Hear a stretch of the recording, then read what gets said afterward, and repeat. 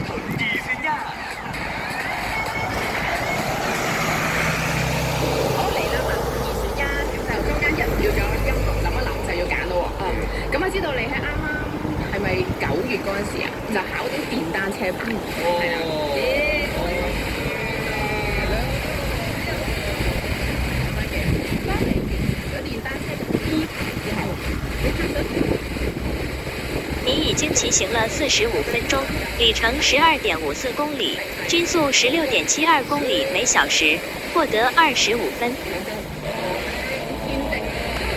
對自己嘅手車就麻麻地嘅，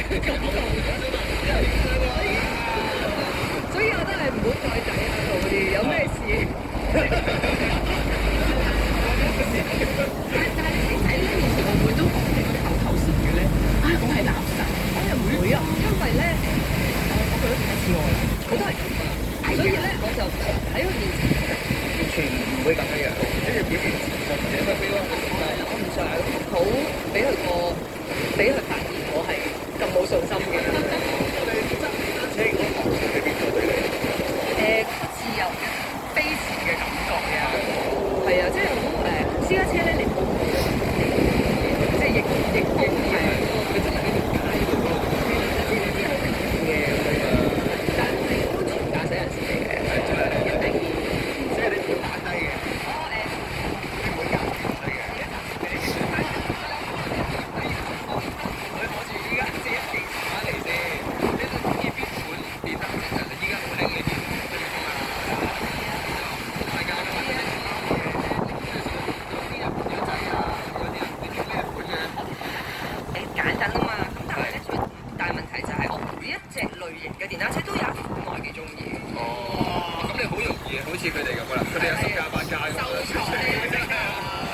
跟住然後咧，其實我最中意咧就係有一架綿羊仔嘅，咁但係我覺得而家即係考棍波就練熟啲棍波先，咁我就懶咗之後先至。唔係有啲綿羊係 vintage 都係棍波㗎，嗰啲好靚，大架啲㗎，嗰啲係啊，靚㗎。最中意粉藍色。哦，即係嗰個牌子嘅粉藍色。粉藍色係啊。同埋棍波都有嘅，就大價啲。我覺得你都可以試下。係啊，可以要揀下先。新牌我又唔夠膽買一啲即係最頂級，自己最中意，可能又即係練坐下車先。係啊。係。老公有冇話佢夠唔夠膽坐定係點樣啊？有冇同佢講？我真係冇坐過你後邊。避得住啊！要甩咗 P 先可以載人，係啊。我諗佢都唔會坐，佢私家車都唔係好想坐啊。你揸佢都唔想坐。你上車就開始黑面。因為佢中意做駕駛者多過做乘客。我考完之後，佢有講一句嘅，佢無端端話：喂，唔得啦，我都要考翻個電單車牌。佢話我唔可以俾你多我一個諗法。所以佢係寧願自己揸嘅。有座熱氣係咪真係？冇啊。好啦，呢一條係咁樣嘅，咁啊拍劇啦，拍嘢啦。如果有一次機會係同你嘅好姊妹唐明一齊去拍嘢，咁你希望係拍啲咩咧？